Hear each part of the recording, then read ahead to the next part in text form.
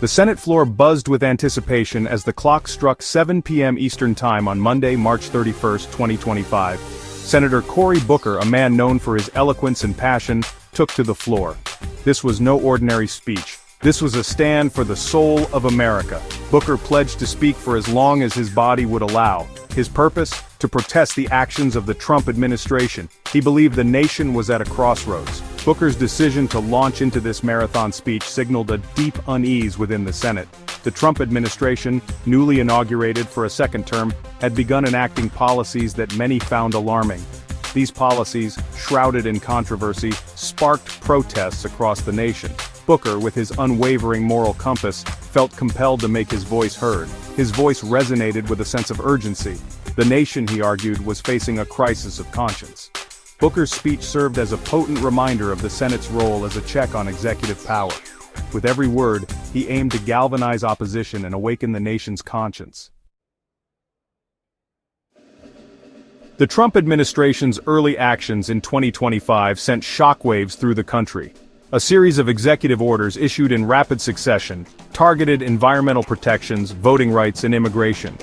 These orders, often lacking in transparency and public debate, ignited fierce resistance from Democrats and civil society groups. Booker, in his address, meticulously outlined the administration's actions.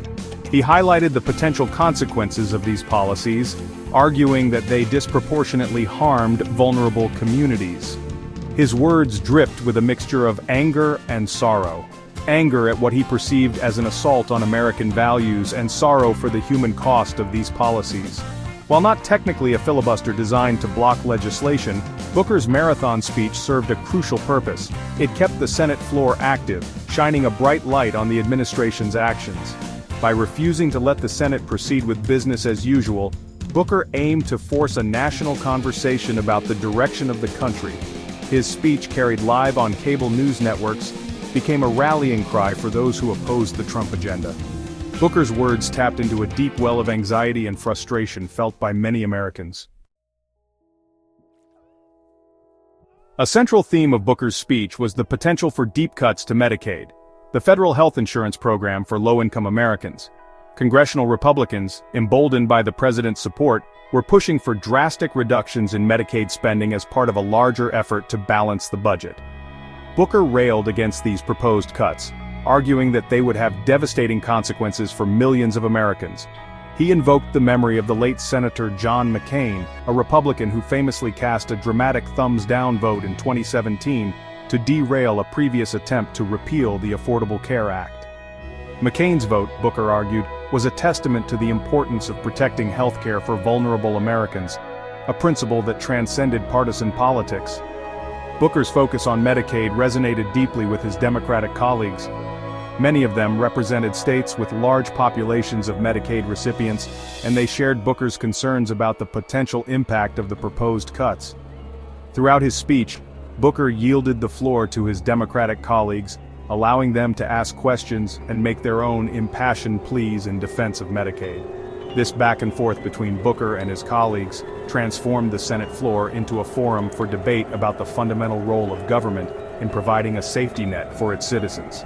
Booker's speech, fueled by moral conviction and a deep understanding of policy, helped to reframe the debate over Medicaid from a budgetary issue to a matter of human dignity.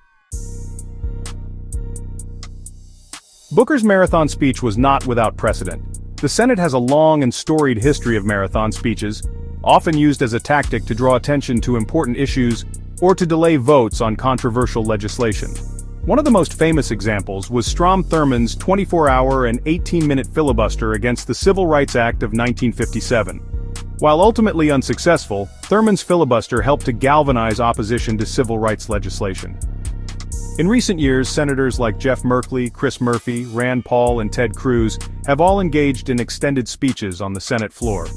These speeches, while varying in their political aims, have all served to highlight the Senate's unique role as a forum for extended debate and deliberation. Booker's speech, while not a filibuster in the traditional sense, followed in this grand Senate tradition. It served as a powerful reminder of the importance of using every available tool to resist policies that threaten the nation's core values. His willingness to stand on the Senate floor for hours on end, fueled by conviction and a deep sense of purpose, was a testament to the enduring power of individual action in a democracy. Cory Booker's marathon speech, delivered with eloquence and passion, will be etched in the annals of Senate history. It served as a potent reminder of the Senate's crucial role in holding power to account and defending the rights of all Americans.